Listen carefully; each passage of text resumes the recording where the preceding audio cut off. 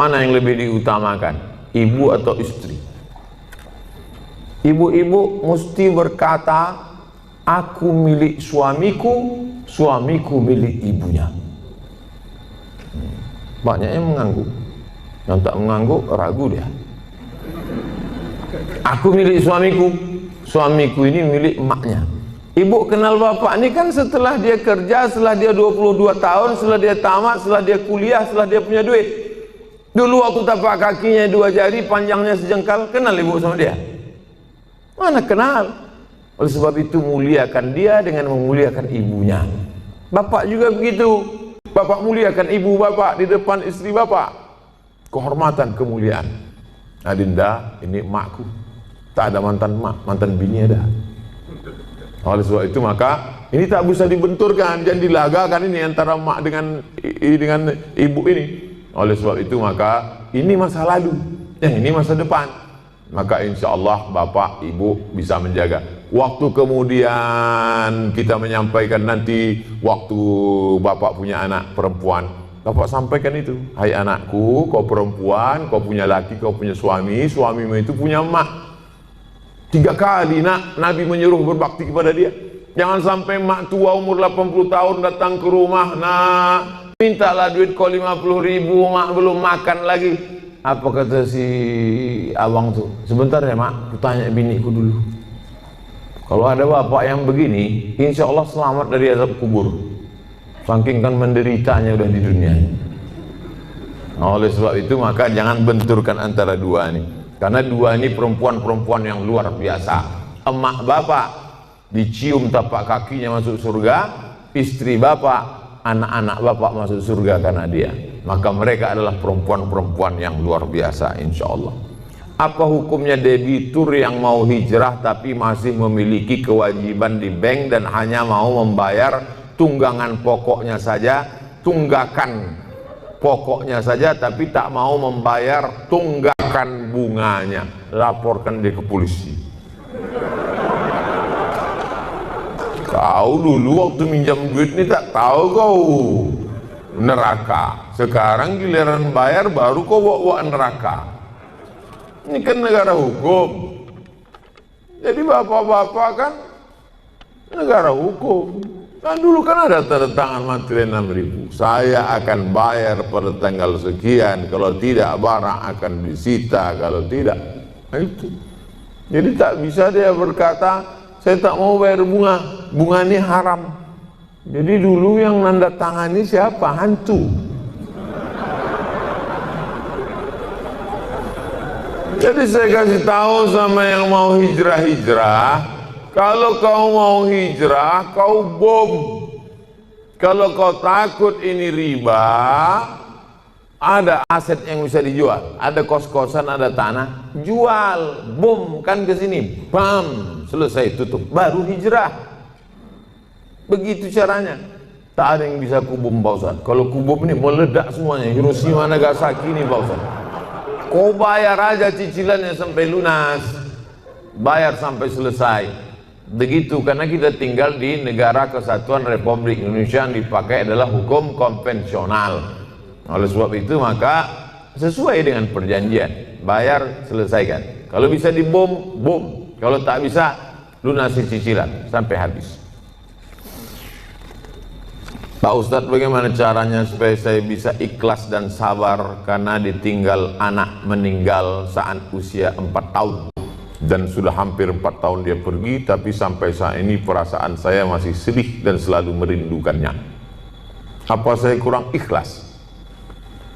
Nabi punya anak namanya Ibrahim, meninggal umur 18 bulan, menetes air mata Nabi, menangis Nabi. Makamnya di Ma'la, samping makam Nabi, arah ke kiblat, samping Masjid Nabawi sebelah kiri. Amatardo ya Rasulullah, apakah kau tak ridho anakmu meninggal ya Rasulullah? Kata Nabi, aku ridho. Kalau kau ridho, kenapa kau menangis? Air mata kasih sayang. Makanya kalau sekedar menangis, jangan larang. Kalau ada ibu-ibu menangis, kata Nabi, da'hunna, biarkan mereka Umar, biarkan mereka menangis. Yang tak boleh itu meratap. Meratap itu, oh Allah, nggak boleh.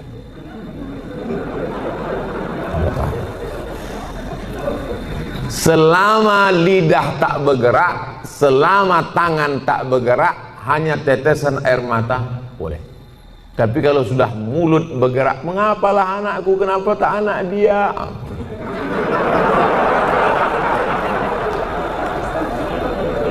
Lalu kemudian laisa minna man darabal khudud wa syaqqal juyub. Bukan umat Muhammad SAW siapa yang memukul-mukul pipi, menarik-narik rambut. Itu tak boleh. Tahan tangan, tahan lidah. Ini yang pertama. Yang kedua, tak ada yang bisa menenangkan hati ini selain zikir dan baca Quran. Asal teringat kepada anak buah hati belayan jiwa itu, buka Quran, hatamkan Quran dari Al-Fatihah, Al-Baqarah, buka Quran digital baca. Asal terasa rindu, ingat bayangannya segala macam, ingat Quran. Yang kedua, banyak sedekah. Sedekah ke masjid. Saya mengenal almarhumah emak sudah setahun 4 bulan, orang tua sampai hari ini, untuk menghilangkan itu tak pernah lupa baca Al-Fatihah. Asal ingat untuk almarhumah Al-Fatihah. Begitu juga kirim Al-Fatihah, baca Quran. Malam Jumat surah Al-Kahfi, tiap malam baca Yasin, untuk menghilangkan itu semua. Tak ada tempat kecuali minta kepada Allah Subhanahu wa taala. Yang ketiga, ada yang lebih sayang kepada dia daripada kita. Mana yang lebih sayang kepada anak kita itu? Kita atau Allah? Allah. Itu barang pinjaman, diambilnya. Kenapa kita marah? Inna lillahi wa inna ilaihi. Itu punya dia. Ketika diambil, kenapa kita marah? Ini mimbar ini bukan punya saya, ini mikrofon ini bukan punya saya. Ketika diambil marah saya, berarti saya gila. Ini bukan punya saya, kecuali ini saya bawa dari rumah. Bukan punya kita. Maka yakinkan bahwa ada yang lebih sayang daripada aku. Yang keempat, berpisahnya hanya sekejap.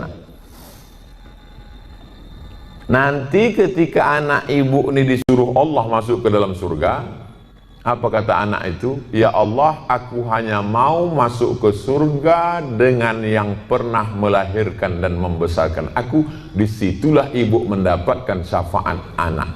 Syafaat Nabi ada, syafaat malaikat ada, syafaat Quran ada, syafaat penghafal Quran ada, syafaat ulama ada. Ada syafaat anak kecil, ditariknya ujung kain jubah ibu masuk ke dalam surga bersama dia.